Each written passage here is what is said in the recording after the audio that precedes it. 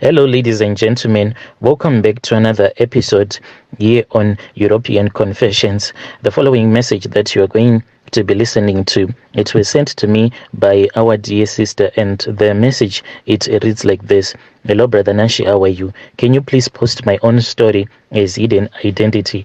I have come here on your platform and I want to tell you my husband's family secret. So I got married to my husband, who is a son to this former minister. We used to be very big in politics back home in Zim, and he's now old, so he's no longer that much active in politics. And at the time when I got married to my husband, there are a lot of spiritual encounters that I have. So I'm going to try to tell you my story without exposing myself, because I do not want to end up exposing most of my husband's family secrets. I am going to tell you the spiritual encounters that I had, those ones that happened to me. So me and my husband, when we started dating each other, we then promised each other that we were going to wait. We were not going to have sex until our wedding, and after our wedding, when we were on our honeymoon, that was when we were going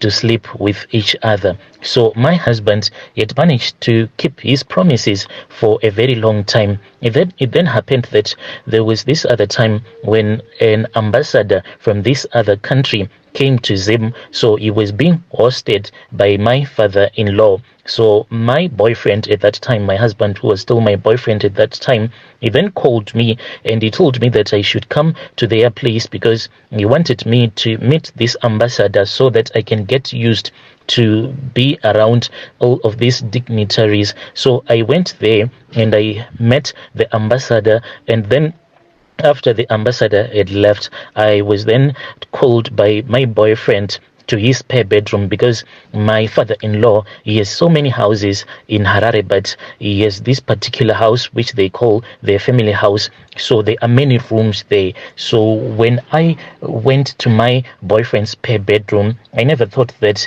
he wanted to sleep with me. I went in there and he locked the door. I said, "What are you doing?" Then my boyfriend told me that he wanted us to make love to each other. I then said that we could not do that because we had to keep our vows, we had to keep our promises to each other that we had made to each other. But he said that I have already paid the bride price for you. It is more like you are my wife. Just give me what belongs to me. So he overpowered me and he took me to bed. After he had slept with me, I said, well, there is no way I am going, and he was happy. Even my mother-in-law and my father-in-law, they were both happy when they heard that my husband had done these things to me. So there was this other night when I went to bed. I remember very well that when I went to bed, I had locked the doors and I was fast asleep. Then all of a sudden, I felt like there was someone that was sitting on my chest. When I woke up, it was like I had a stroke. I could not even move any part of my body except for my head. When I looked, I then saw that my mother-in-law, she was naked and she was sitting on my chest. And I then saw that my father-in-law, the minister, he was holding a clay pot and he was doing some rituals, and I could not even do anything until he had finished. That was when my mother-in-law got off from my chest. Then she disappeared, as well as my father-in-law. He also disappeared. He left that clay pot on the floor, but this clay pot, I watched it, Brother Nashi. I watched this clay pot as it sank into the floor. And when I saw all of these things, I was really shocked. But this was like the beginning of the many spiritual encounters that I had when I was still staying at the minister's house. The day before our wedding, we were then called by my mother-in-law, and she then gave me some soil. She said that we were supposed to bath, we were supposed to go and bath, and we were supposed to take a bucket, even though we were bathing in a bathtub, even though we were using a bathtub. But she said, I want you to take a bucket And after you've taken a bucket, what I want you to do is that place this soil in the bucket, then fill it up with water. Then I want you to bath yourselves using the water that you would have mixed with this soil. So I didn't even know what type of a soil this was. Later on, when I was speaking with my husband then told me that this soil had been taken from the village by my mother and my father-in-law, and this soil, it had been taken from his grandfather's grave. And I said, why did she make us to bath ourselves using the soil that has been taken from the graves? My husband then told me that the reason as to why we had to bath ourselves using the soil that had been taken from his grandfather's grave, it was because now that I was being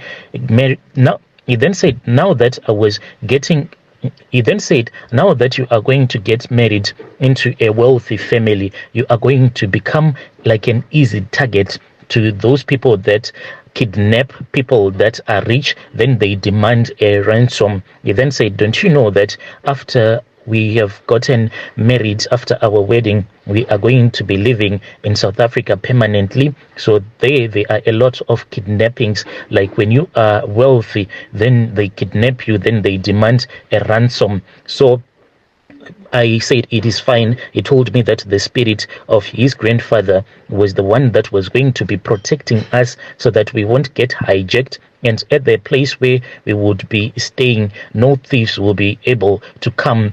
And I just said it is fine. Then me and my husband, we had our wedding. We then went on our vacation. And after our vacation, already we had spoken with this other agent who is more like a family representative, who takes care of all the businesses, all of my husband's family's businesses that they have here in South Africa. So he had already showed us some of them properties, and he said, which one do you want? So we chose one of the upmarket properties. The funny thing about it is that when we flew from Zim coming to South Africa, I thought that from the airport we would go straight to my house, and I was excited. I wanted to start buying like the household furniture and stuff like that, but my husband took me to this 5-star hotel. Brother Nashi, I stayed in that 5-star hotel for 2 good years. I fell pregnant when I was staying in that hotel.